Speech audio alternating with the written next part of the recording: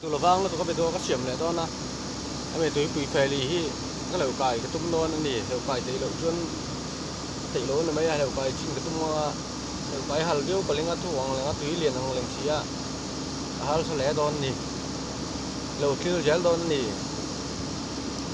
ไอ้เปล่าไอ้ที่ชุ่มดองเปล่าไอ้ที่ไม่แต่มันหนุ่ยจัดโตไม่ต้องหินเทียมแต่มันเดียวจ้องหินเทียมทางนี่แล้ววะเต็มปุยจ้องนี่เต็มน้ำก็มาเต็มน้ำแล้วก็ว่างตีเต็มตีแบกข้างล่างตีแบกข้างล่างเจแล้วมาเอาหวังบางอันนี้แล้วนี่ก็ต้องชิมไม่เอาไปอันนี้รู้ตักอันนี้เอาทุกเดียวโดนตีเสียงเหล็กอันนี้แล้วมาตีปุยเนี่ยในหนังเด็กเล็กอันนี้สังพอตะมังกินไล่ตีปุยแฝงขวานี่อ่ะตีปุยชิมตีปุยอันนี้อ่ะมันมาเละมันมาล้ำปอนนี่แล้วตอนนี้ตีเสียงอันนี้ให้ไล่ชิมตีปุยอันนี้อะไรมันสลาแล้วนี่อ่ะชิมปุยลาแล้วนี่เหลวไก่กระตุ้มโดนอันนี้เหลวไก่ชี้อันนี้เงี้ยนี่เหลวเงี้ยตีเงี้ยตัวแค่ไงนี่เหลวไก่ตอนชวนที่สังหิลล้มเลยล้มหลุดสิ้นเสียพิมพ์คนหลังไงอ่ะอีโลสี่สักเสียแล้วก็เสนอเปล่าว่าเสนอซุ่มดองเปล่าว่ายี่เอาหวังชิ้นตัวก็ต้องเอาไปจิลเทียมมันติดทีน่ะก็จิลเทียมมันนี่แล้ววะเปลี่ยนไปส่งอันนี้ตีขึ้นเหลวเสียสักนอนอันนี้ฮัลสดอนแล้วนี่เอาเลยกันเหลวไก่โดนชิ้นนั้นโดนนี่กันไปชิ้นมากันเหลวชิ้นนั้นถูกเมื่อถูกเหลวกันเป็นเปียโดนอะไร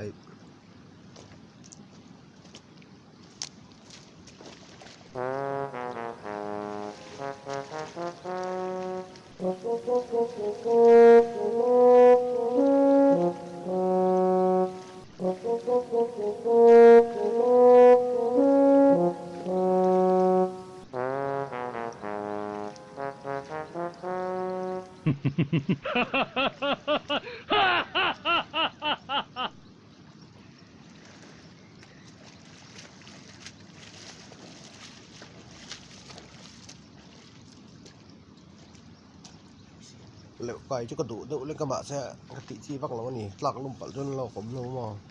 นี่ตั้งแต่กันเหลวแหละที่นั่นตุ้ยเต็มตัวเล็กตัวกันเหลวแล้วอ่ะเราเฉียดตอนนี้ไล่ไปชอทงตัวบริจาคได้ไหมเหลวไก่ชี้อันที่เลี้ยงเรานี่เรามันนี่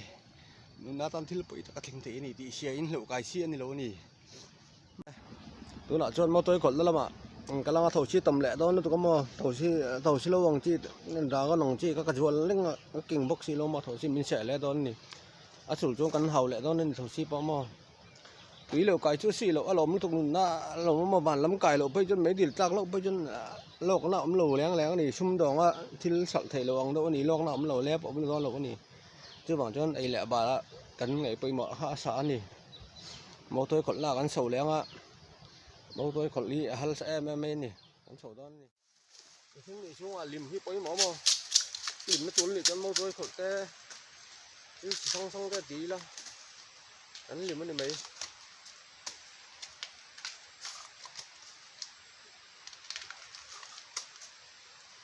xung đông phá vào tì đó rồng mình nó sạc